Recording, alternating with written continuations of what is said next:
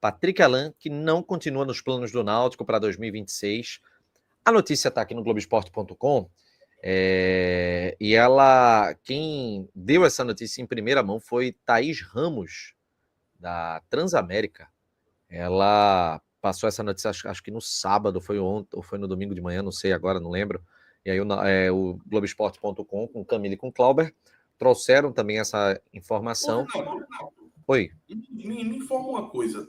Quando tu fala Thaís Ramos, da Transamérica, é mídia, é site ou é rádio? Transamérica é rádio, porra.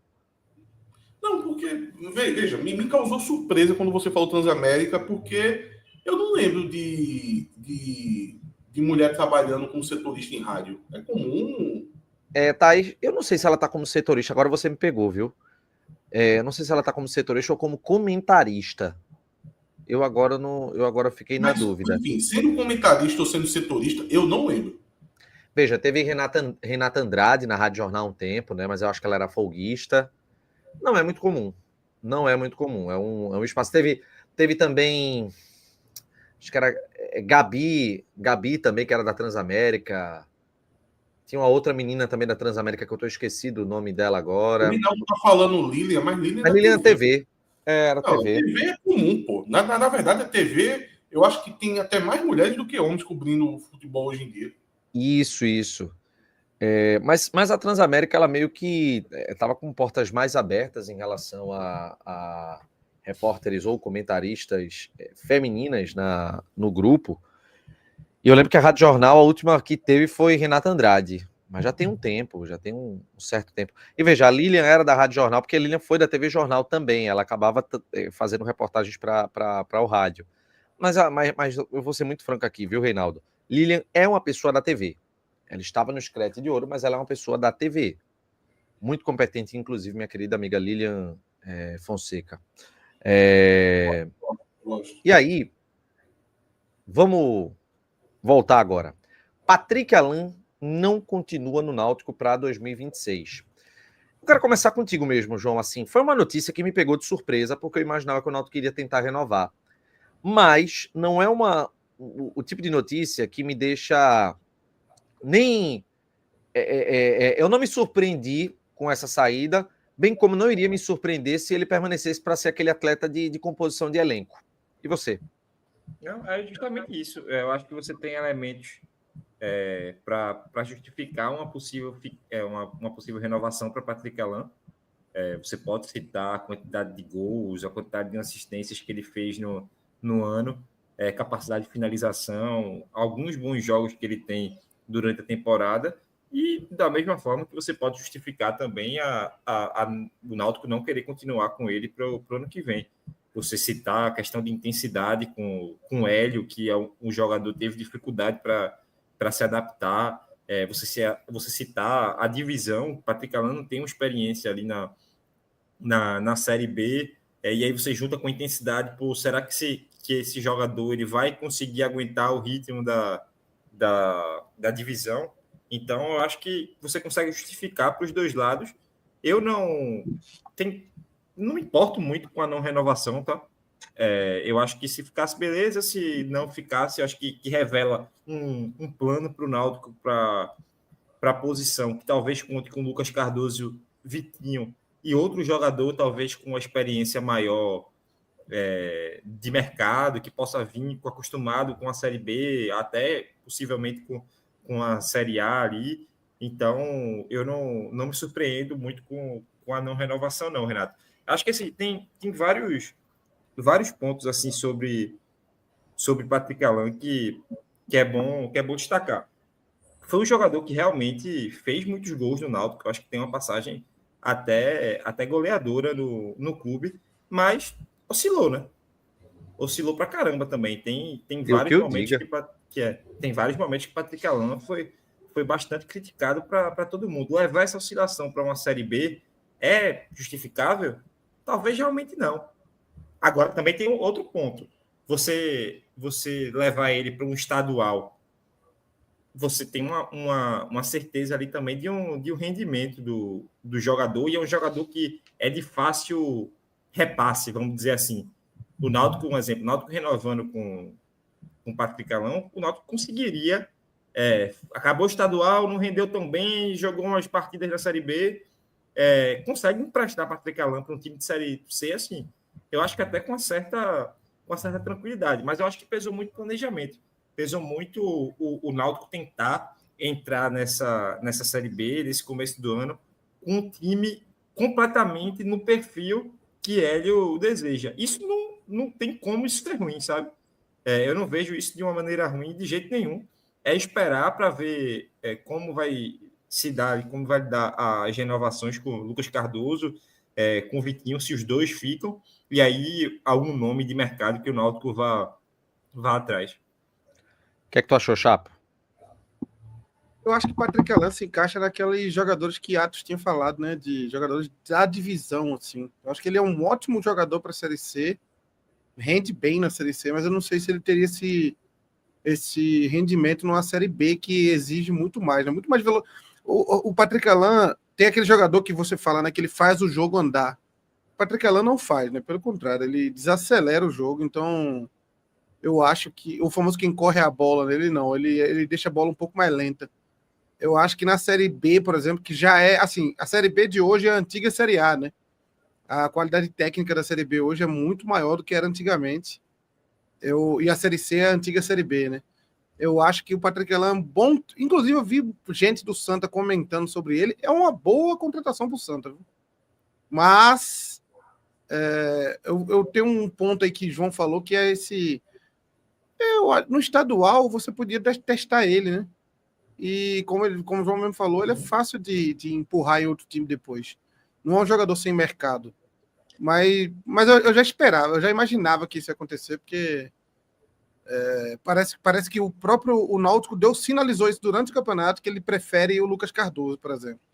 O Náutico, o próprio Hélio dos Anjos também, né? Hélio dos Anjos sinalizou isso. E hoje Hélio dos Anjos é o departamento de futebol, né? Acho que esse é o principal ponto, né, Atos? Hélio é o departamento de futebol, mas aí a gente pode somar também algumas coisas, né? Lucas Cardoso, com potencial de crescimento maior em comparação com o Patrick Calão, os números que todo mundo está citando de Patrick Calão, 7 gols e 9 assistências, que em campo, a gente, embora ele tenha colaborado, mas a gente pensando nesse perfil de jogador numa série B, que a exigência é maior, talvez não encaixe tanto. E o outro, que é para mim algo que me surpreendeu e que me deixa, inclusive, otimista, porque você, tirando Patrick Calão dos planos para o próximo ano, é um jogador que teve números importantes para essa temporada, você sinaliza que o nível de exigência para 2026 vai ser alto. Para mim, só como positivo. E você? Eu poderia chegar aqui e ir naquela máxima de dizer assim, isso é um debate muito difícil, uma decisão difícil, se é para ficar, se é para sair. Mas, na verdade, eu acho que é o completo inverso disso. Eu acho, na verdade, que é um debate fácil, que dá para você discutir sobre Patrick Calão com uma certa sinceridade, com uma certa franqueza, com uma coisa mais escancarada. Os números deles estão aí. A gente acompanhou o cara por 2 anos. A gente sabe que ele tem altos e baixos. Tinha momentos que a gente preferia ter um Patrick Calão que vai ter uma boa finalização, é um cara que ele pode gerar um gol, ao mesmo tempo que a gente viu ele perder a posição para Lucas Cardoso. Um jogador mais jovem, com teto mais alto, que jogou bem antes da lesão. E a gente está subindo de divisão. Tem 3 meio-campistas. Patrick Calão, Vitinho e Lucas Cardoso. Dos 3, eu não tenho dúvidas que Lucas Cardoso, para mim, é o melhor dos 3, tá? Eu tô pegando um recorte Lucas Cardoso antes da lesão. Eu acho que é injusto e até errado se você for pegar o Lucas Cardoso pós-lesão. Aí você vai você vai cair num erro. Porque o jogador antes da lesão era um, depois da lesão era outro. Né? Uma lesão. E é uma lesão que, para o ano que vem, ela não vai mais se apresentar. Ela não vai estar mais influenciando no jogo dele. Influenciou ali no primeiro momento. Inclusive, ele foi antecipado a volta dele. Por causa de uma questão de necessidade. O couro estava comendo, né? As decisões estavam rolando e ali não importava muito se o jogador estava 50%, estava 70%, tem que jogar. Mas, pensando numa próxima temporada, a gente vai ter que pesar mais o que ele fez antes da lesão. E não daria para ficar com os 3. Veja, eu cheguei a fazer alguns comentários que Patrick Alan poderia compor um elenco. Ao mesmo tempo que, aos que tomarem a decisão dele não ficar, eu vejo muitos pontos positivos dele não ficar. Primeiro, não dá para ficar com os 3. Porque se você fica com os 3, você não consegue trazer mais meia. E aí a gente vai estar jogando a Série B com o mesmo meio campo que a gente jogou a Série C. Não faz nenhum sentido. Você precisa ter uma qualificação. Vamos lá. Lucas Cardoso, para mim, tá acima dos dois. É um jogador... Se tivesse escolher um dos 3, eu ficaria com o Lucas Cardoso.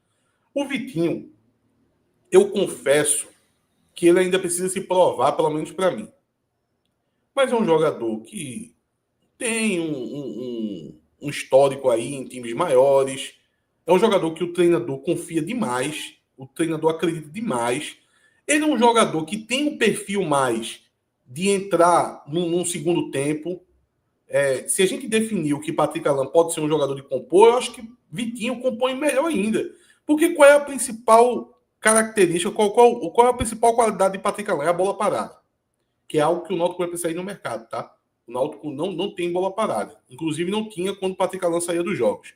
Hélio Borges batia a bola parada do Náutico. Então é um problema que o Náutico vai precisar observar. Mas a bola parada, ela precisa estar em campo, pô. O que adianta eu ter um jogador que tem uma boa bola parada se ele está no contexto de banco? Eu não vou estar aproveitando aquela bola parada dele. Ele vai entrar no final do jogo. Durante 10 minutos eu vou ter a bola parada. É pouco. Bola parada você tem que ter durante os 90 minutos do jogo. Então, no fim das contas, dá para você citar muito ponto positivo dele não ficar com ele. Mas muito ponto positivo. Da mesma forma que você conseguiria juntar os pontos positivos caso ele acabasse continuando aqui no Náutico. Eu acho que a gente tem que virar a página, tá? É um jogador já tem lá seus 30 e poucos anos. Paulo Sérgio, que tem força de contrato, e é um jogador mais importante, eu acho, para o clube. O Paulo Sérgio foi artilheiro ano passado, passou quase todo o ano fora e chegou decidindo a Série C. Então, ele entrou nesse recorte histórico do Náutico de maneira mais contundente do que Patrick Alan. Então, se é para ficar com um dos dois, eu estou colocando aqui questão de idade avançada dos dois, eu prefiro ficar com o Paulo Sérgio, porque é um cara que também pode ajudar jogando 15 minutos de um jogo.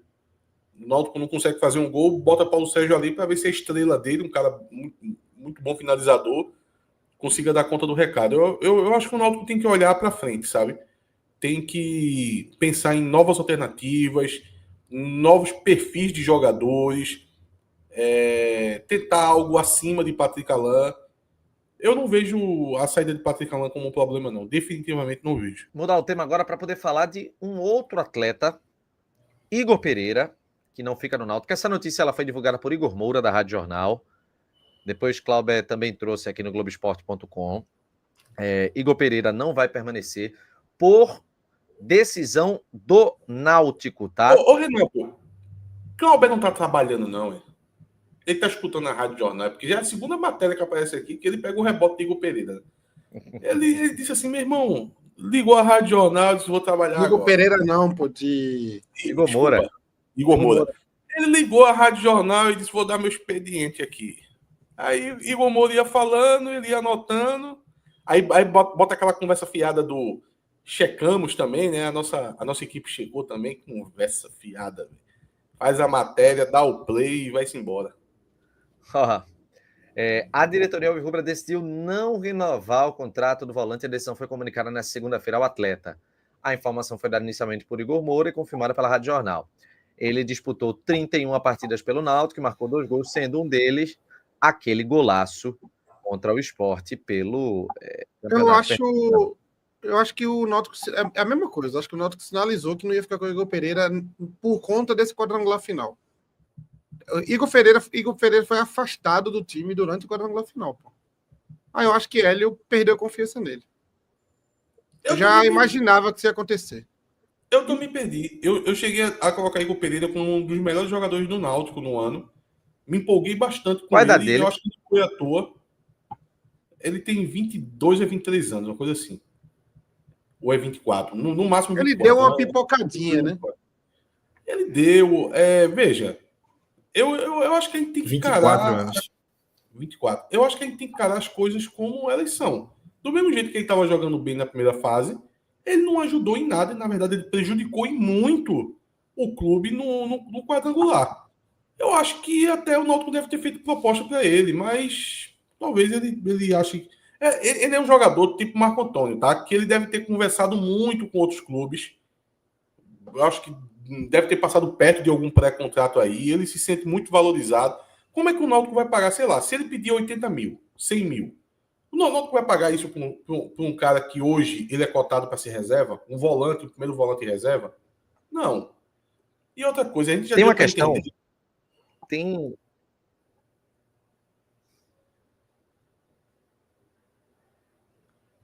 Vai falar, não? Ficou mudo, Atos? Não, era o que eu tava falando. começou a falar, Tem uma questão. Tem uma questão. Mas deixa eu só concluir, então. Já deu para entender também que Hélio, ele gosta da dupla de volantes, e isso a gente via desde Haldner e Trindade. Ele gosta da dupla de volante que a principal função não seja destruição. Isso já ficou muito claro. Diferente de, sei lá, Mazola. Quem não lembra de Mazola? Tinha um monte de cabeça de área no Náutico que ele dizia: me falta um trinco. Eu quero um trinco. Então, isso vem de treinador para treinador. O Hélio, ele gosta de volantes que vão ficar abafando ali o adversário. A linha é muito alta. Então, às vezes o volante vai estar jogando na posição como se fosse um meia. Então, ele quer cara que, se a bola sobrar para ele em algum momento, perdão, ele tem uma capacidade de construção. Por isso que ele está tentando botar o Enderson nessa posição. Não se engane se o Enderson aparecer no ano que vem como primeiro volante. E outra, eu acho que na cabeça de Hélio, e veja o que eu vou falar agora, guardadas as proporções, como perspectiva para as próximas temporadas, e pesando o fato de que é nosso, eu acho que Hélio pensa, Samuel. o que Igor faz, Samuel faz também. E eu não pensei vou discordar exatamente a disso mesma dele, coisa não. aqui. E eu não vou discordar disso dele, não. Eu tô muito animado com o Samuel, velho. Muito animado com o Samuel, porque Samuel me mostrou destruição, quando foi pedido destruição a ele, e mostrou capacidade de avançar essa bola para frente, de dar um passe entre linhas. Eu acho que é um jogador que a gente vai ter que olhar com muito carinho, e eu não duvido que na cabeça de Hélio, pelo menos no Pernambucano, o Samuel começa como titular. Quando você sobe de divisão, quando o atleta sobe de divisão, a valorização pedida por ele é pesada. Sempre é. E aí eu acho que o Náutico, talvez, se fosse para segurar o atleta com um mesmo valor de salário, isso é impossível, tá? Eu tô falando só de uma maneira hipotética. Com o mesmo salário para compor elenco numa Série B, poderia se pensar. Só que não existe negociação sem valorização num cenário de acesso. Mesmo o jogador tendo pipocado no quadrangular. E aí ele se tornou uma peça inviável financeiramente. Eu acho E assim, pode seguir, falar, né? João, pode completar. Não, só porque assim, o Náutico tentou muito renovar com o Igor, tá? Faz uns 4 meses que eu escuto que o Náutico tenta renovar com o Igor Pereira. O Náutico chegou várias vezes no que ele queria e foi aumentado. O contrato chegou a ser feito, João. O contrato chegou a ser feito. Então, assim, o Náutico fez essa tentativa. E o Náutico fez essa tentativa, no meu ver, num momento de unanimidade. Quando o Náutico tentou renovar com o Igor Pereira, ninguém ia falar, não, Igor Pereira não merece renovar, não. Todo mundo ia, caramba, o Náutico se antecipou, o Náutico agiu correto, já garantiu um jogador que não seja para a Série B, porque não sabia se ia subir ou não, mas um jogador que está sendo um dos melhores do time na Série C. Isso aí é fato. Agora, você não pode ter uma opinião estática, né? Todo mundo aqui teve scout, teve milhões de programas elogiando muito Igor Pereira pelo que ele fazia em campo, pelo que ele mostrava. Agora, o cara derreteu no quadrangular. Assim, falhou no gol da Ponte, aqui e lá, jogou Guarani, muito mal Guarani, contra o Guarani. Aquele gol do Guarani foi falha dele, perdeu no corpo 2 vezes pro jogo. Esse foi da ponta, pô. Foi na porta. Foi, mas no Guarani jogou muito mal também. Então, foi um desempenho constrangedor, gente. E eu falo constrangedor pelo que ele tinha apresentado na primeira fase. Pelo que ele tinha apresentado na primeira fase, a Foi queda de surpreendente, rendimento... né, também o desempenho. Era um jogador todo que mundo ninguém ficou apostaria que ia surpreso. cair. Foi tão surpreendente, sabe, que beirou o constrangimento. Não, ele virou o turno como ele virou a primeira fase como o melhor do time, pô. Muita gente avaliava ele como o melhor do time. Eu acho que ele vai pro Guarani. Eu acho que ele vai pro Guarani. Deus abençoe ele. E aí, quando um jogador tem uma queda dessa, o clube não tem a mesma confiança e tá correto de talvez chegar até no mesmo salário que já tinha chegado antes, pô. Se eu ofereci, vamos supor aqui, eu ofereci, vou chutar um valor aleatório aqui, viu? Tipo, vou chutar até muito baixo para não dar para ninguém falar nada. Tipo, não, ele ganha 1.000 e eu ofereci 5.000. Quando você olha depois do quadrangular, você não tem coragem de oferecer os mesmos 5, não. Porque o cara lhe deixou na mão no momento mais importante da temporada. O cara derreteu no momento mais importante da temporada. Então, o quê? Eu vou ter um jogador que eu vou ter medo, chegar numa final do Pernambucano, eu coloco o Igor Pereira? Eu não sei. Não sei se coloca.